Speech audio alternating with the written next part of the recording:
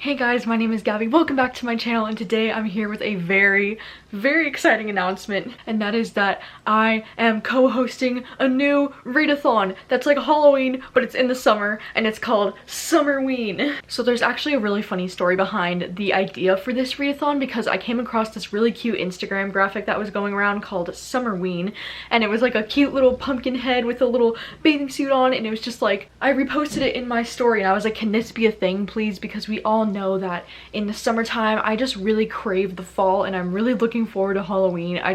Halloween is like my favorite holiday, and I love counting down the days until Halloween, and I just wanted more horror and thrillers in my life in the summertime. And so then my friend Olivia from oliviareadsalatte messaged me, and she was like, someone needs to make this a readathon now.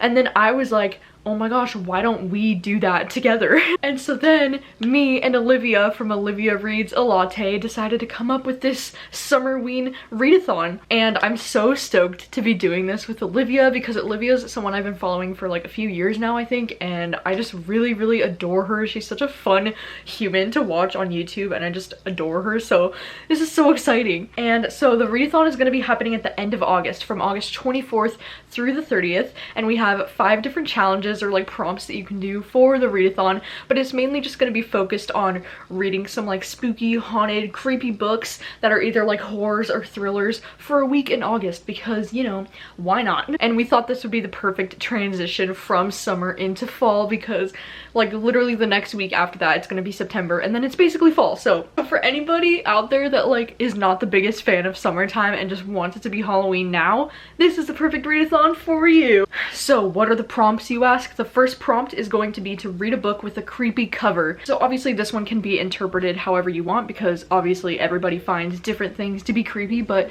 any book that kind of you look at and you're like, ooh, creepy, like works for this. The second challenge is going to be to read a paranormal / supernatural book. I think the easiest way to figure out if a horror or thriller you want to read includes paranormal or supernatural elements, you can always look at the Goodreads genres of a book, and usually if it is like supernatural or paranormal, it will include some kind of subgenre of that thing. But also you can just like ask around for recommendations maybe, or look up like the best horror novels with supernatural elements, like that kind of thing. But I think this one's a super fun challenge because I personally love thriller and horror books that involve some kind of like supernatural or paranormal element to them. Third challenge is going to be to read a book with a haunted house. And this one's also very fun because one of my favorite things to read in books is like haunted house settings and vibes. So I do have a lot of different recommendations that I will get to in a minute if you're looking for some books that have haunted house vibes. The next one is a challenge that I'm super excited about, and it's to read a book in the dark, like completely in the dark, reading the book, reading the entirety of the book in complete pitch blackness. And so you can either do this like one of 2 ways, right? Or 3 ways. You can listen to the audiobook for something in the darkness, you can read an ebook on your phone or your e-reader in the darkness, or you could even read a physical book but get like one of those little bookish flashlights, or like use your phone as a light and then read the book in the dark. I want to go like all out and go like under the blanket and like read. I mean, I don't know, it's still gonna be August, so it's probably gonna be hot as freaking balls outside, but I still want to figure out a way to do this. Maybe I'll download something onto my phone so I can like read it on my phone in the dark. But I'm so excited about this challenge because I personally get so freaked out when I'm reading creepy books in the dark, and I just think that's such a fun thing to try and incorporate as a challenge into this, because then it'll truly feel like spooky. And then the very 5th final challenge is to read a book recommended by the hosts.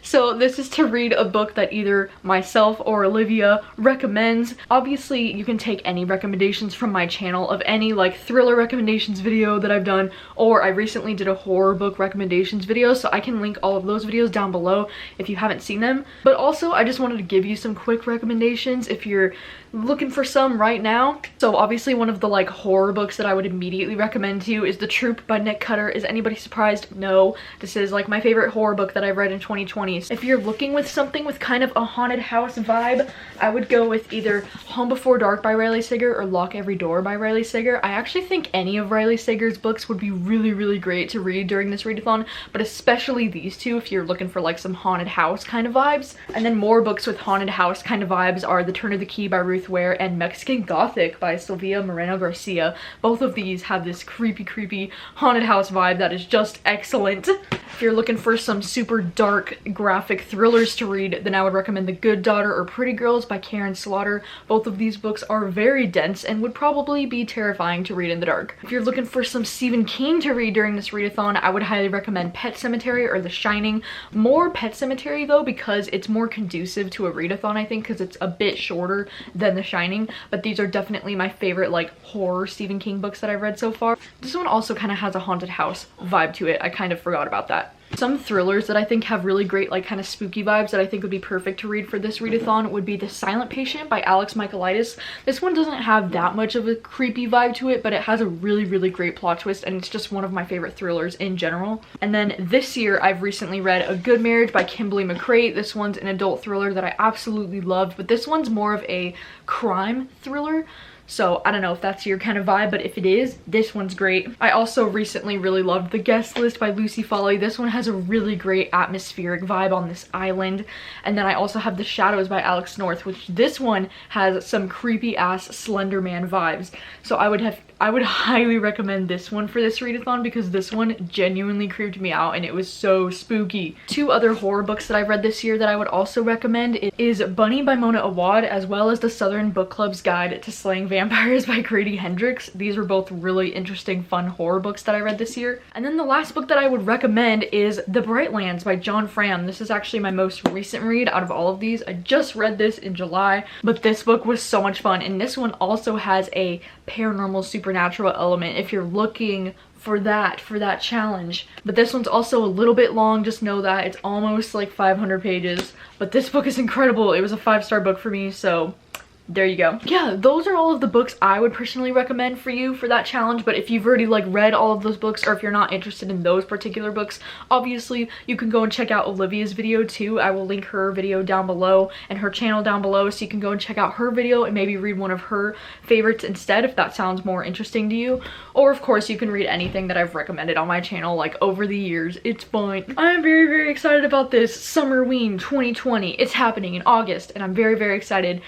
And I just thought I'd mention real fast too, if it's not already implied, you don't have to do any of the challenges to participate in this readathon. The challenges are just kind of there to like motivate you or give you something unique to do during this readathon. But if you just want to read your own thing, just like reading thrillers and horror books for a week, you do you. That's totally fine. So yeah, thank you so much for watching as always, and if you are planning on participating, then please let me know, and let me know what you're planning on reading. I will probably be posting my TBR a little bit closer to the readathon as I narrow down my TBR. I'm very excited for this, and thank you so much to Olivia for basically coming up with this really cool idea and allowing me to be a part of it. Like, I'm honestly so stoked. Link will be down below for Olivia's video to go and check it out, and thank you guys so much for watching as always, and I will see you very soon with a new video. Bye.